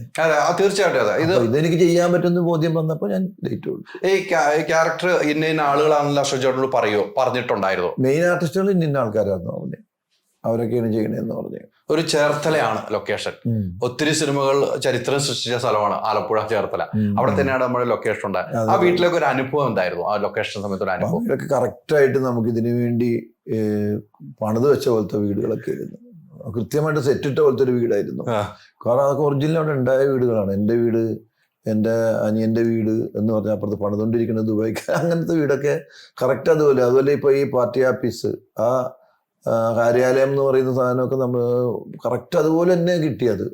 അങ്ങനെ എല്ലാ ലൊക്കേഷനും കറക്റ്റായിരുന്നു. എല്ലാം ഒത്തു കിട്ടിയ നല്ല വിഷ്വലും നല്ല പച്ചപ്പും ഒക്കെ ഉള്ളൊരു നല്ല ബെസ്റ്റ് ലൊക്കേഷൻ ആയിരുന്നു. ഈ മാർത്താണ്ഡന്റെ സിനിമകൾ പലതും നമ്മൾ കണ്ടതാണ്. അപ്പൊ അവിടെയൊക്കെ ഹിറ്റ് അടിച്ച മമ്മൂക്കാനെ വെച്ച് സിനിമ ചെയ്ത എല്ലാ സിനിമയും 4ാമത്തെ സിനിമ പറ്റാണ് എൻ്റെ അറിവിൽ മാർത്താണ്ഡന്റെ. മാർത്താണ്ഡനെ സംബന്ധിച്ചിടത്തോളം വെറൈറ്റികൾ കണ്ടെത്താൻ പറ്റുന്ന ഒരു മിടുക്കനായ സംവിധാനം നമുക്ക് പറയാൻ പറ്റും. നല്ല ഡയറക്ടറാണ്. നല്ല ഡിഫറെൻ്റ് ആയിട്ടുള്ള സംഭവങ്ങളൊക്കെയാണ് പുള്ളി പിടിച്ചത്. ലൊക്കേഷനിൽ എങ്ങനെയായിരിക്കും പുള്ളി? പിന്നെ പുള്ളി ഭയങ്കര ടെൻഷൻ്റെ ആളാണ്. ഷൂട്ട് നടക്കുമ്പോഴൊക്കെ ഭയങ്കര എനർജിയാണ്, നല്ല എനർജി. നമുക്ക് ഭയങ്കര മൂഡാണ് കൂടെ വർക്ക് ചെയ്യാനായിട്ട്. അങ്ങനെ ഒരു മൂഡ് ഉണ്ടപ്പോഴാണ് നമുക്കും കൂടെ കുറച്ച് പിന്നെ മറ്റേ സജഷനൊക്കെ സ്വീകരിക്കും. നല്ലതാണെങ്കിൽ നമുക്ക് ഇങ്ങനെ ചെയ്താൽ ഇങ്ങനെ ചെയ്താൽ നല്ല അങ്ങനെ ചെയ്യാം നമുക്കെന്ന് പറയും. അല്ലാതെ നമ്മളെ വേണ്ട ഇങ്ങനെ ചെയ്താൽ മതി എന്ന് പറഞ്ഞാൽ മോശമാണെങ്കിൽ പറയില്ല. മോശമാണെങ്കിൽ അത് വേണ്ട ഇങ്ങനെ ഒരു അർത്ഥത്തിലൊക്കെ അങ്ങനെ ആകും. അതുപോലെ ഓക്കെ, നല്ല മൂഡാണ് പുള്ളിയോട് വർക്ക് ചെയ്യുന്നത്. ഒരു അച്ഛനുണ്ടാവുന്ന ഫീല് മൊത്തം ഈ സിനിമയിൽ കാണിച്ചിട്ടുണ്ട്. എനിക്ക് മനസ്സിലായി. ഒരു അച്ഛനുണ്ടാവുന്ന ഒരു പെൺമക്കൾ, ഒരു മോള് നഷ്ടപ്പെട്ടു പോകുമ്പോൾ ഉണ്ടാവുന്ന വിഷമം അത് നമുക്ക് തമാശയിലൂടെയും നമ്മൾ മനസ്സിൽ ആഴത്തിൽ തട്ടുന്ന വിഷമത്തിലൂടെയും പറഞ്ഞു വെക്കാൻ പറ്റിയ ഒരു സബ്ജക്റ്റ് ആയിരുന്നല്ലോ അല്ലെ അശ്വൻ ചേട്ടാ? അത് എനിക്ക് തോന്നിയത്. അത് അങ്ങനെ ഒരു വർക്കൗട്ട് ചെയ്യണ പ്രത്യേക കഴിവ് തന്നെ വേണ്ടേ? അല്ല, അതിൽ ശരിക്കും ഹ്യൂമർ ക്യാരക്ടർ അല്ല, പക്ഷെ അതിൻ്റെ അകത്ത് നമ്മൾ പെർഫോം ചെയ്യണ ചില സ്ഥലത്തൊക്കെ ടോട്ടാലിറ്റിയിൽ ഹ്യൂമർ ഉണ്ട്. നമ്മൾ പറയുന്നത് അതിൻ്റെ അകത്ത് നമ്മുടെ വേദനയാണ്. ആ ഒരു സിറ്റുവേഷനിൽ ഹ്യൂമർ ഉണ്ട്. വേറെ നമ്മുടെ വേദന തന്നെയാണ് അതിൽ ചെയ്തേക്കുന്നത്. ആ വേദന ഈ പറഞ്ഞ പോലെ സിറ്റുവേഷനിൽ മാത്രം ഹ്യൂമർ വന്നു പോകുന്നു മാത്രമേ ഉള്ളൂ. എല്ലാ ക്യാരക്ടറും ഒന്നിനൊന്നും മെച്ചമെന്ന് തന്നെ നമുക്ക് ഇതിനകത്ത് പറയാം. ആരെയും മാറ്റി നിർത്തണ്ട. വന്നു പോയ എല്ലാ ക്യാരക്ടറും നല്ല ഇതായിട്ട് ചെയ്യുന്നുണ്ട്. നമ്മൾ ഈ സിനിമയിൽ നിന്നും മാറി ഇത്തരം സബ്ജക്റ്റുകൾ, ഫാമിലി സബ്ജക്റ്റുകൾ ഒത്തിരി വന്നിട്ടുണ്ട്. പക്ഷെ അത് നമ്മൾ ഫാമിലി മാത്രമായിട്ടങ്ങ് പോകുന്ന സബ്ജക്റ്റുകളാണ്. ഇതിൽ എല്ലാം ചേർന്നപ്പോഴാണ് ഈ സിനിമയ്ക്ക് ഒരു വിജയം കണ്ടതെന്ന് ഞാൻ പറഞ്ഞാൽ. ഈ ഇങ്ങനെ ഫാമിലി സബ്ജക്റ്റുകൾ ഒത്തിരി വന്നിട്ടുണ്ടെങ്കിൽ ഇതെല്ലാം ചേർന്ന് നമുക്ക് തമാശയ്ക്ക് തമാശയുണ്ട്, വേദനയ്ക്ക് വേദനയുണ്ട്, നമ്മുടെ നഷ്ടങ്ങൾ നമുക്ക്. അല്ല, ഇതൊരു ശരിക്കും ഒരു ഹ്യൂമർ ഫിലിമാണ്. നമ്മൾ പറയേണ്ടത് ഇതൊരു ഹ്യൂമർ സിനിമ തന്നെയാണ്. കാരണം അതിൻ്റെ അകത്ത് നമ്മളിപ്പോ ഒരു തമാശ ചെയ്യാൻ നേരത്തും അല്ലെങ്കിൽ ഒരു ഇമോഷൻ ചെയ്യാൻ നേരത്തും അതിൻ്റെ രീതിയിലാണ് നമ്മൾ ചെയ്യുന്നതെന്ന് മാത്രം. ഒരു തമാശ പടത്തിൽ വേദന ഇല്ലാതിരിക്കുമോ? അതായത് ഏത് ഹിറ്റ് സിനിമകളും കോമഡി ആയിട്ടുള്ള സിനിമകൾ എടുത്തു നോക്കിയോ, അതിൻ്റെ അകത്തൊരു നൊമ്പരം ഉണ്ടാവും. ആ നൊമ്പരമുള്ള തമാശകൾക്ക് എപ്പോഴും ജനങ്ങളുടെ മനസ്സിൽ പതിയും. പഞ്ചാബ് തന്നെ ഇപ്പൊ എനിക്ക് എൻ്റെ കാര്യമാണെങ്കിലും ഞാൻ ഈ ബോട്ടിൽ ഈ മുതലാളിയുടെ കൂടെ ഇങ്ങനെ നടന്നിട്ട് അങ്ങനെ നടക്കുന്ന അതിൻ്റെ ഒരു ബുദ്ധിമുട്ടുണ്ട് എനിക്ക്. മുതലാളിക്ക് ബോട്ട് പിടിച്ചു വെച്ചതിൻ്റെ ഒരു ബുദ്ധിമുട്ടുണ്ട്. ദിലീപിന്റെ ക്യാരക്ടറിനും അതുപോലെ തന്നെ വീട്ടിലെ ബുദ്ധിമുട്ട് കാരണം തടിച്ചാടി ആത്മഹത്യ ചെയ്യാൻ പോയ ആളാണ്. നൊമ്പരമുണ്ട്, ആ വീട്ടിൽ വേദനയുണ്ട്, അങ്ങനെ ഒരുപാട് കാര്യങ്ങൾ. പക്ഷെ അതിൽ കൂടെ ഇത്രയും ഹ്യൂമറായിട്ടൊരു സിനിമ എഴുതി ഉണ്ടാക്കുക എന്ന് പറഞ്ഞാൽ സംഭവിക്കുന്നതാണ്, ഗംഭീരമായിട്ട് സംഭവിച്ചു എന്നുള്ളതാണ്. ആ ഒരു കൂട്ടുകെട്ട് നിങ്ങളുടെ ഒരു സിനിമ ഇനി വേണ്ട ഞങ്ങൾക്ക് പ്രേക്ഷകർക്ക്, നിങ്ങളുടെ ആ കൂട്ടുകെട്ട് അത് അവര് തീരുമാനിക്കണ്ടേ? അങ്ങനെ ഒരു സംഭവം വരുമ്പോൾ നമ്മൾ വിളിക്കുന്നത്. നമ്മളൊക്കെ ഇപ്പൊ ജോലിക്കാരല്ലേ, വിളിക്കുമ്പോൾ ചെന്ന് അഭിനയിക്കുന്നു, ഉണ്ടാവട്ടെ എന്ന് പ്രാർത്ഥിക്കാം. അല്ല, നിങ്ങളുടെ ഒരു സൗഹൃദമാണ് ആ സിനിമ. സൗഹൃദമുണ്ട്. ആ സിനിമ അത്തരം ഒരു സിനിമകളാണ് നമ്മൾ പ്രേക്ഷകർ ഒത്തിരി ആഗ്രഹിക്കുന്നുണ്ട്. എന്തായാലും ഈ മഹാറാണി ഇപ്പോൾ മഹാവിജയമായിക്കൊണ്ടിരിക്കുകയാണ്. അതെ അല്ലെ, മഹാറാണി മഹാവിജയത്തിലേക്കാണ് പോകുന്നതെന്ന് കേൾക്കുമ്പോൾ നമുക്ക് ഒത്തിരി സന്തോഷമാണ്. സിനിമകൾ വിജയിക്കണം, എല്ലാ സിനിമകളും വിജയിക്കണമെന്ന് ആഗ്രഹിക്കണം നമ്മളെല്ലാവരും. എല്ലാ സിനിമകളും വിജയിക്കണം. ഇത്രയും പ്രേക്ഷകർ ഇത്രയും ആക്കിയ അശോകൻ ചേട്ടന് പ്രേക്ഷകരോട് എന്നാ പറയാനുള്ളൂ? അല്ല, എല്ലാവരും മഹാറാണി കാണണം. കാരണം മഹാറാണി ബോറടിക്കുന്നൊരു സിനിമയല്ല.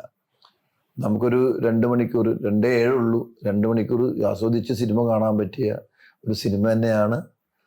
ചിരിക്കാനുണ്ട്, ഒരുപാട് ചിരിക്കാനുണ്ട്. എന്നാൽ അതിൻ്റെ അകത്തൊരു ചെറിയ ഒരു വേദനയുണ്ട്.